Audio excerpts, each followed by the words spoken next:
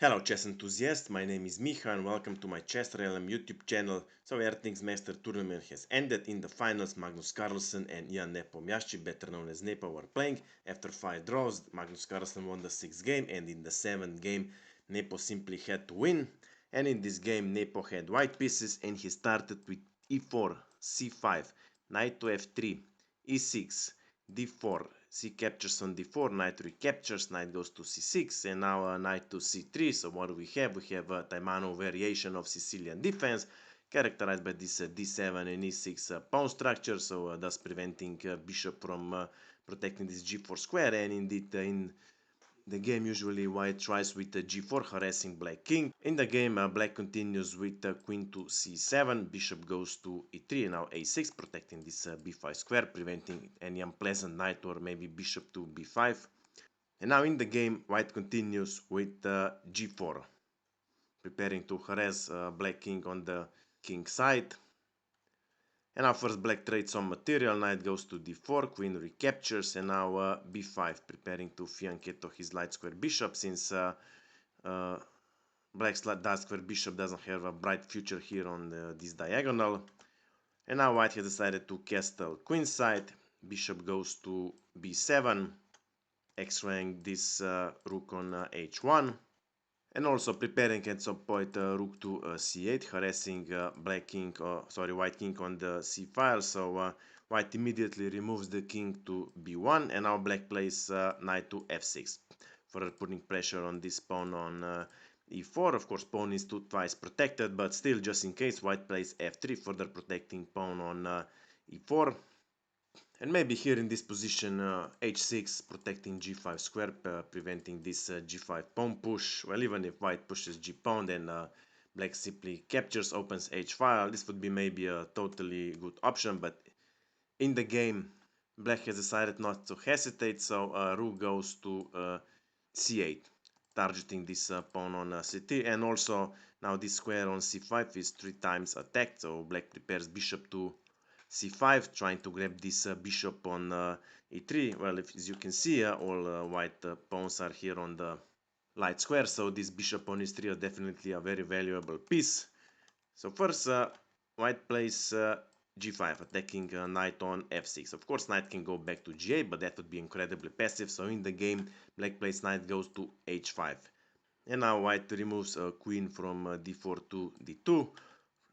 Bishop to c5 is not valid anymore, because if bishop goes to c5, white simply captures, queen recaptures, and now queen captures pawn on d7, who is not protected, king to f8, and here goes our bishop. So queen has to protect this weak pawn on d7, and this will cause a lot of trouble for black later in the future. So black plays bishop to e7, and now white plays bishop to h3, a very simple move, preparing bishop to g4, trying to grab this knight on h5. And now black plays b4, attacking knight on c3. Now this knight has, let's say, two valid squares. Maybe the best option would be knight to a4. Here knight on a4 can be defended by b3, and also white could also try with knight to b6. On b6, knight would be protected, further putting pressure on the black's pieces. But in the game, white has decided to deploy the knight to the king side, so knight to e2 was played, and now black plays d5, trying to exchange some pawns, opening lines for his bishops. Well, maybe capturing isn't the best option, because if he pawn captures, then bishop simply recaptures, putting some pressure here on the a2 pawn, and later with queen to a5 could cause a lot of trouble. Also, black is pinning this pawn on f3, targeting this rook on h1. So first, white plays bishop to g4, attacking knight on h5, and black defends with g6. And now white has decided to give an up on a bishop pair, so bishop captures on h5, a g-pawn recaptures.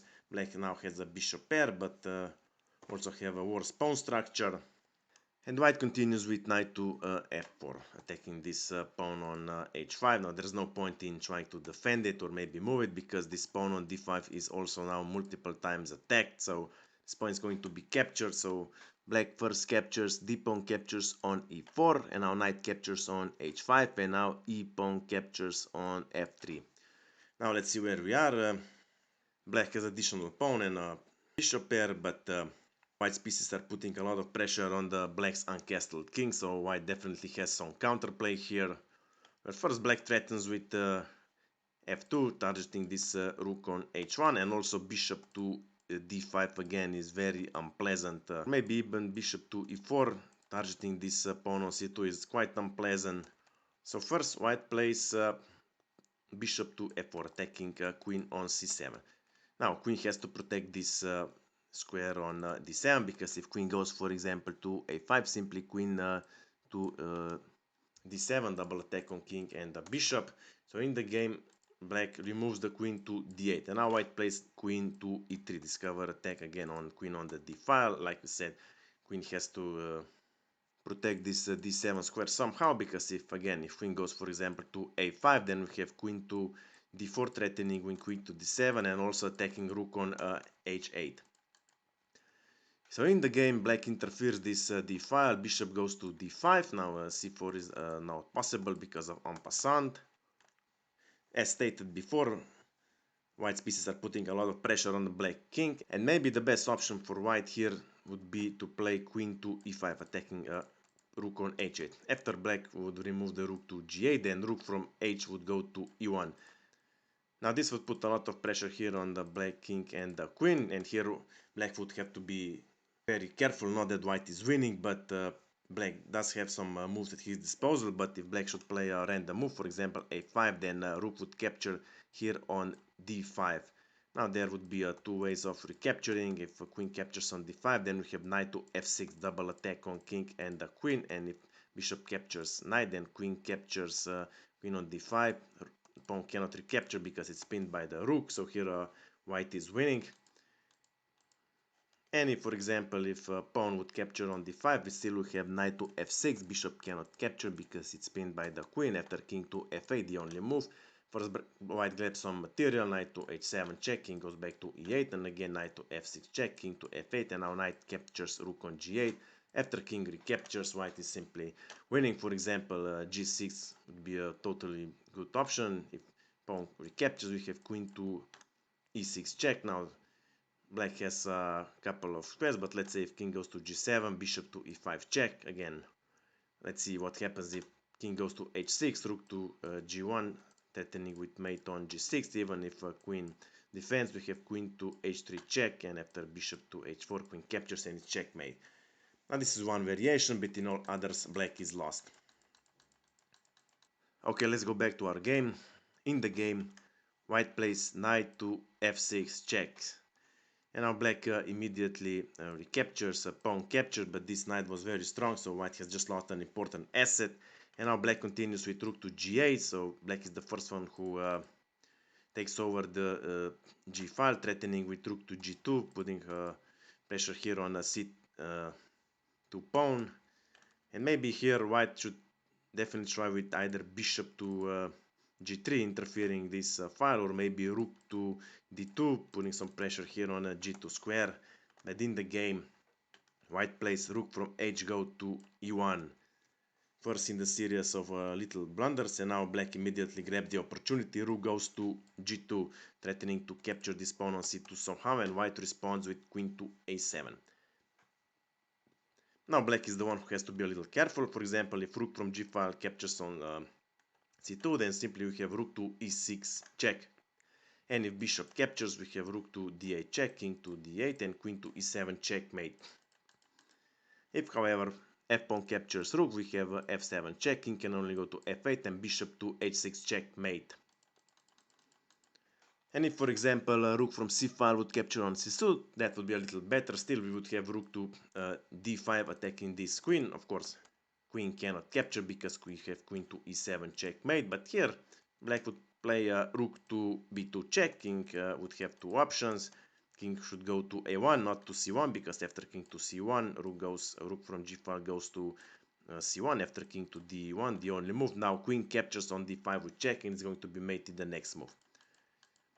But white would probably play king to a1, then we have rook to a2 check, king to b1, rook to b2, and then we will have a perpetual check, therefore gaining a draw.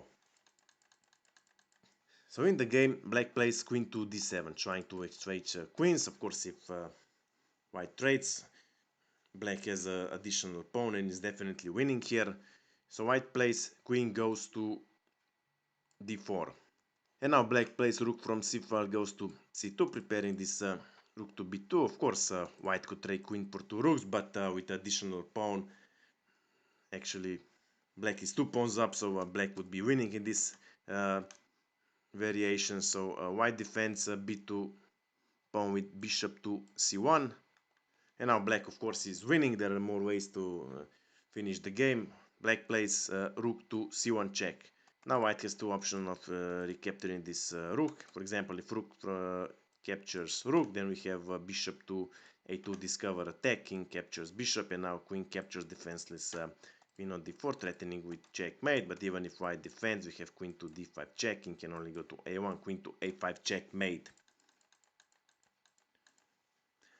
So in the game, white captures rook with king, and now we have queen to c6 check. There's no way to defend the check because c3 square is protected by the pawn, so queen cannot go there. Instead, white plays the only move, king to b1, and now queen to a4, preparing the devastating attack here on a2. b3 doesn't have because queen to a2, and we have mate in the next move. So in the game, white plays rook to d2, interfering this second rank, but now black plays bishop to a2 check. And now king has two options. If king goes to a1, we have bishop to b3 check. After king to b1, queen to a2 check, king to c1, and queen to a1 checkmate. If, however, king would go to c1, then we would have queen to c6 check. Again, there's no point, there's no way of defending this check with rook or queen. After, but if king goes to d1, we have bishop to g3, and now after the only move, rook to c2, queen captures, it's checkmate. And realizing that all is lost in this position, Jan Nepomniachtchi resigned the game, and Magnus Carlsen won the Airthings Masters tournament. So I hope you like this game, I hope you have learned something from it. If you have any questions, my email is below in the description. Of course, I invite you to visit my Instagram page. That's it for now, and see you soon.